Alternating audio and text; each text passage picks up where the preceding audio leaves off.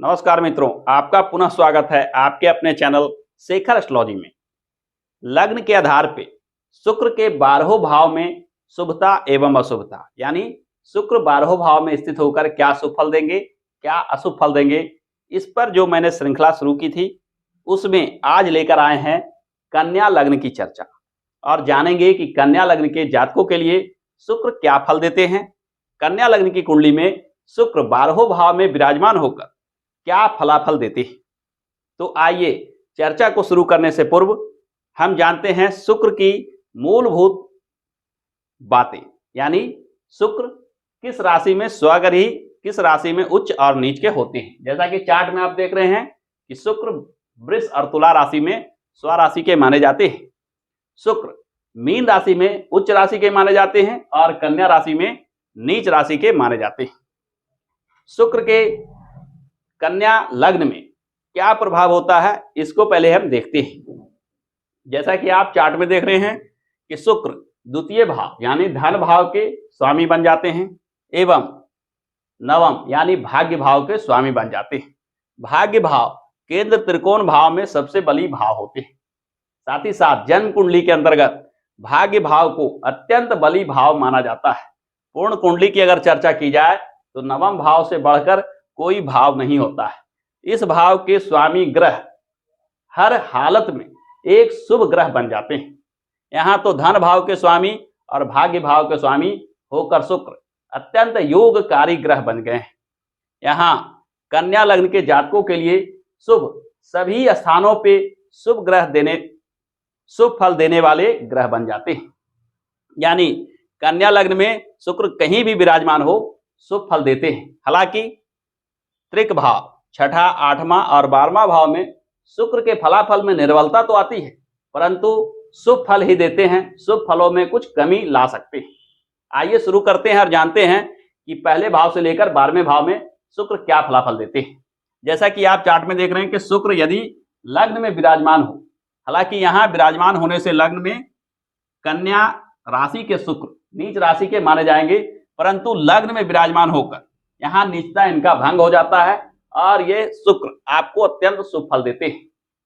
कन्या लग्न के शुक्र से आप विशेष लाभ प्राप्त करते हैं। यहाँ आप दया भाव, परोपकार भाव, ईमानदारी जैसे गुणों को प्राप्त करते हैं। साथ ही साथ शुक्र के अपने नैसर्गिक गुण यानी भौतिक सुख सुविधा विशेष रूप से प्राप्त करते हैं। द्वितीय भाव में शुक्र का विराजमान होना धन के लिए अत्यंत उच्च स्थिति बन जाती है। तुला राशि के शुक्र आपको तुला राशि से जुड़े गुण भी देते हैं, यानी कला, संगीत जैसे चीजों को, सुंदरता से जुड़े चीजों को आपके रुचि का क्षेत्र बनाते हैं और इन चीजों में आप विशेष ज्ञान रखते हैं और इस ज्ञान के बल पे विशेष धनार्जन प्राप्त करते हैं।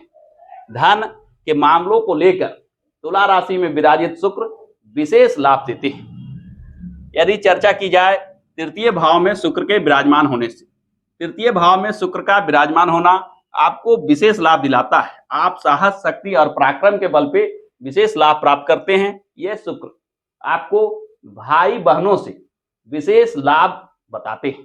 यानी यहाँ शुक्र विराजित होकर ना केवल भाई बहनों से लाभ देते हैं, बल्कि आप अपने बल पे, अपने साहस के बल पे, शक्ति के बल पे विशेष धनार्जन कर पाते हैं। चतुर्थ भाव में शुक्र धनु राशि के हो जाते हैं। धनु राशि के शुक्र आपको थोड़ा भाग्योदय को लेकर दूर देश की ओर संकेत देता है। यानी भाग्योदय के लिए अपने जन्म स्थान से दूर जाने पर आपको विशेष लाभ प्राप्त होता है।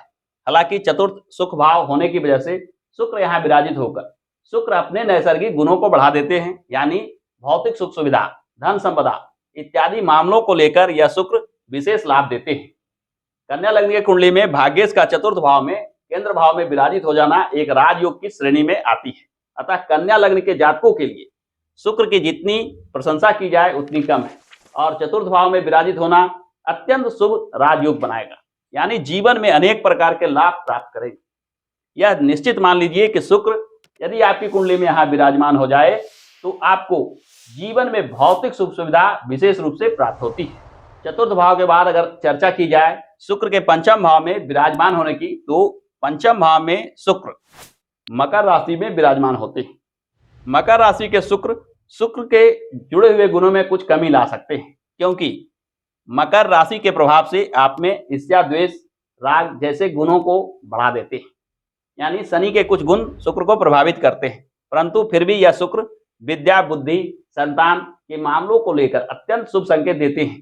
पंचम भाव भी केंद्र त्रिकोण का एक भाव होते हैं और एक त्रिकोण के स्वामी का दूसरे त्रिकोण में विराजमान होना एक अत्यंत उच्च स्थिति बन जाती है। यानी अब यहाँ शुक्र धन के मामलों को लेकर विशेष लाभ देगी। यानी जो विद्या और बुद्धि आपने प्राप्त किया था उससे धनार्जन अवश्य में प्राप्त होगा।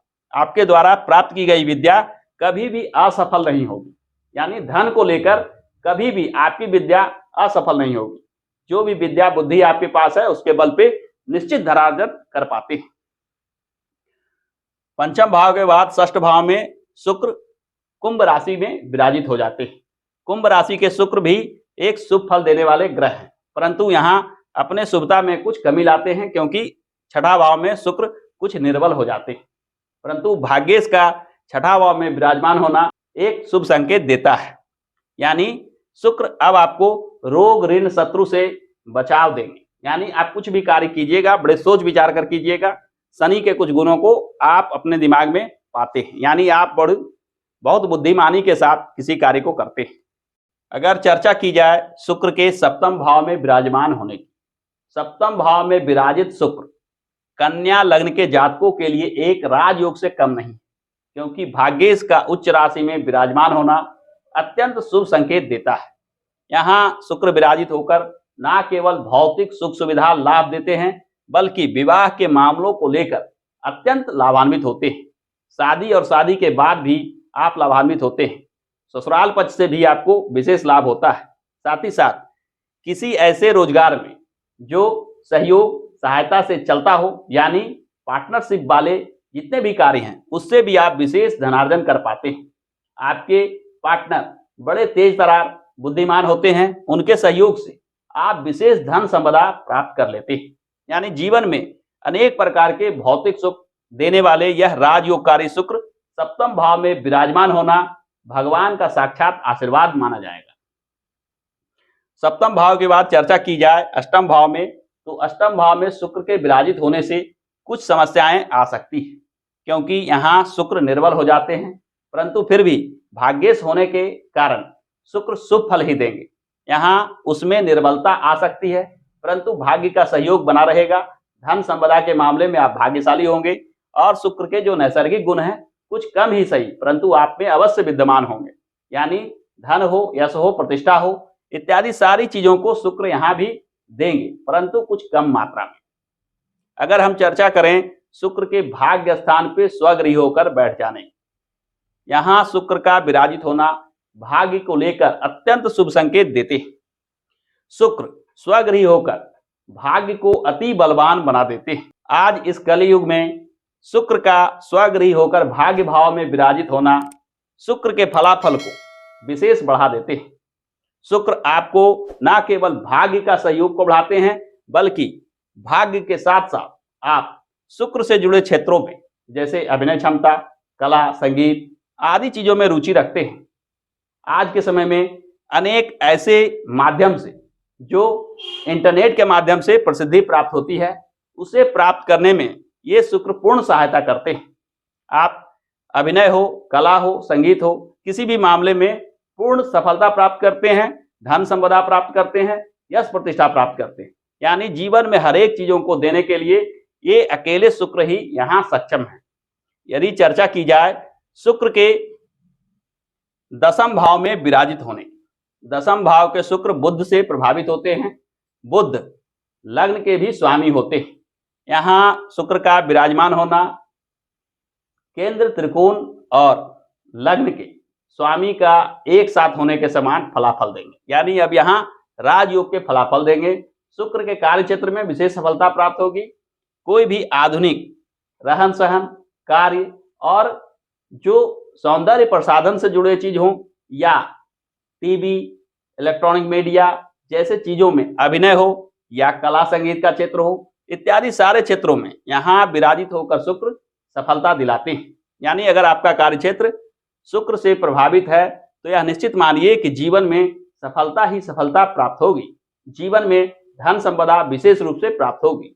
यहाँ बुध की राशि में आपको शुक्र विशेष बुद्धिमत्ता भी देते हैं, यानी इन चीजों को आप आसानी से सीख भी जाते हैं। अगर चर्चा करें शुक्र के एकादश भाव में विराजमान होने, कर्क लग्न में, कर्क राशि में शुक्र के विराजमान होने से आप में संवेदनशीलता, दयालुता जैसे गुण बढ़ जाते हैं, यानी चंद्रमा के गुण भी शुक्र में आ जाते हैं। आय भाव और मित्र मंडली का भाव होने की वजह से ये मित्रों के सहयोग से आय को बढ़ाते हैं। आपके भावना, आपके सोच विचार के चलते आपको यश प्रतिष्ठा दिलाते हैं। मित्रों के बीच में आपकी प्रसिद्धि होती है और इस प्रसिद्धि के बल पे धनार्जन विशेष रूप से प्राप्त होता है। यानी धन हो या यश प्रतिष्ठा, एकादश भाव में विराजित शुक्र हर वह चीज देते हैं जिसकी कामना आप अपने मन में करते हैं। अब जीवन में आपको ये शुक्र अनेक तरह के लाभ देंगे। अब हम चर्चा करते हैं अंतिम यानी द्वादश भाव। द्वादश भाव में शुक्र सिंह राशि में विराजमान होते हैं।